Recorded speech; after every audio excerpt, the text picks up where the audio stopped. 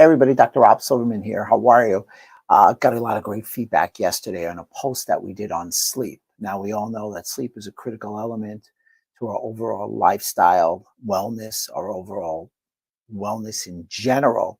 So let's go over the post yesterday and let me share some tips with everybody here. Even one night of inadequate sleep can damage the immune system. Prolonged periods of insufficient or poor quality sleep are far more damaging. That was from my book, Immune Reboot. So it was in chapter 2, and I made a reference to it in chapter 9. Chapter 9 is all about lifestyle hacks, how to give yourself a robust, efficient immune system. Sleep is one of the critical elements, and I really appreciate everybody reaching out to me to talk about it and to give a little bit more background information. So the backstory is the Natural Sleep Foundation actually stated that 35% of Americans in America get less than 7 hours sleep. And we all know we need more than 7 and up to 8 hours sleep. Ever since the advent of the light bulb, people have slept less and less. Before the light bulb, we knew when it was light, we knew when it was dark, and when it was dark, people tended to go to sleep. That said, most people are sleeping on an average of 6.25 hours per night. Not sufficient. It's a critical element, sleep is, to overall recovery. 30% of Americans have frequent insomnia, inability to get to sleep. The lack of sleep actually damages your immune system. Your immune system and sleep have a bi-directional ratio. Better sleep, more powerful immune system. Weaker immune system, typically associated with less sleep. So one of the things that we really want to talk about is the ability and how to get more sleep.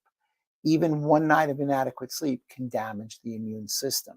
Lastly, before I go into the tips, let's talk about sleep's effect on brain function. Well, your brain is an interesting organ in that it shrinks to about 40% of its size when you get into deep sleep. It's kind of like a sponge, and all this metabolic waste comes out of your brain during sleep.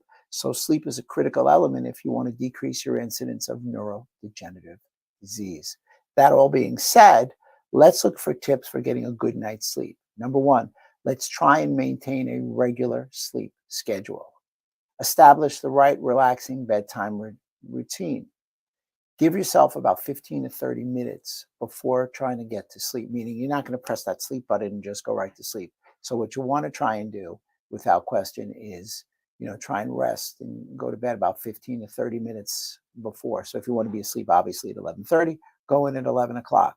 Lights off. I'm not saying I necessarily use a sleep mask, but lights off. Reduce the noise. Create a sleep conductive environment. Number 3, comfortable mattresses and pillows. Incidentally, a factoid, the most common time that we get exposed to flame retardants, which actually damage our sleep patterns, is in our mattress.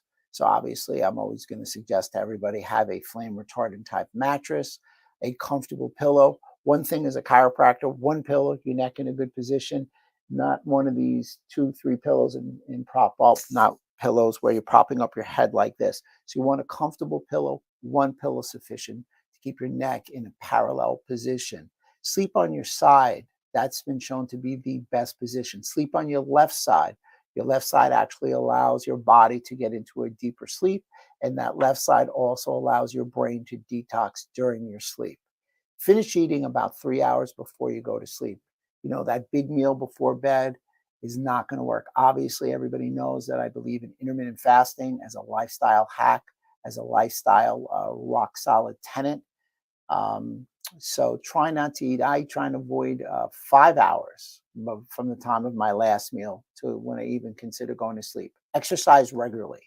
That is without question the key longevity switch. Exercise.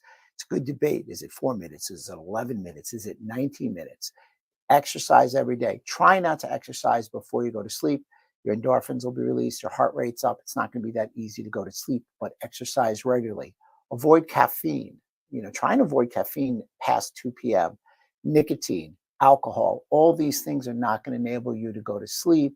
They're critical elements to keeping you awake because they're all stimulants. What about nutrients for sleep? Some key nutrients for me that I recommend in many of my nutritional formulas would be B6, taurine, 5-HTP, passion flower, lemon balm, hops, valerian root, melatonin. Yes, without question, melatonin. For me, melatonin is the new vitamin D, L-theanine. There's not a better carrier to cross what we call the blood-brain barrier than L-theanine. Calcium and magnesium are great choices, and you should be taking calcium and magnesium at night. GABA, and all those put together, you should be taking anywhere from 30 to 60 minutes before sleep. Lastly, let me give you a modality hack. I have it right here. It's my FDA cleared laser. I use the frequency of 1111. Those are the delta waves. That's where you can get into the deep restful sleep. And I laser my brain like this every night before I go to sleep with my handy dandy GVL. So I'm happy everybody reached out to me so I could share some additional sleep tips. If you have any questions, feel free. Everybody, try and follow me if you can. We're going to be doing more and more videos. I appreciate all that you do. I'm Dr. Rob Silverman. Always yours now.